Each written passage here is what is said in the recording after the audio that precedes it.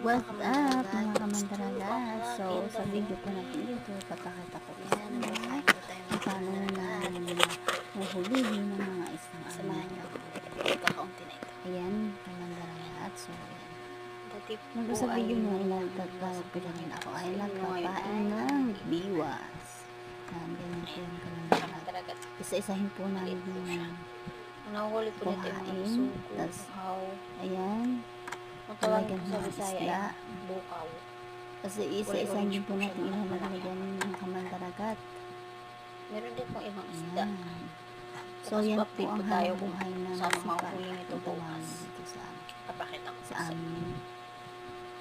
Kasi isa-isahin po yung ilalagay din sa kawayan na yan. Yan po ang hanap buhay dito sa Quezon. Tapos, pagdating ng alas 12, alauna ng gabi, ay masipag na pong asawa niyo pag ito'y nalaot ng so ganito. hindi po madali yung kamandaragat. Hindi po ito madaling gawin. Para hulihan ng mga isda. Madami pong proseso. Hindi ba kamandaragat? Nakakatusok din po yan ng ng daliri. Kaya po kailangan po itandahanan natin gawin.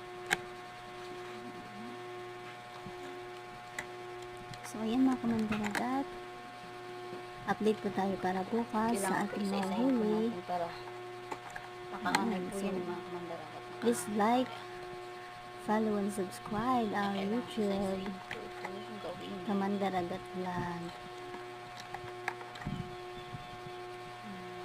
Sana po supportahan niyo po kami sa aming pag-vlog na ito. Pag-vlog na ito tungkol sa aming hanap buhay sa pang-araw-araw.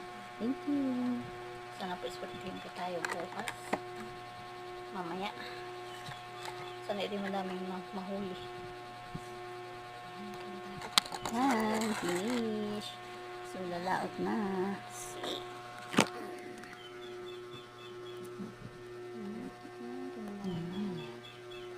Ganyan po kadami may kamandaragat.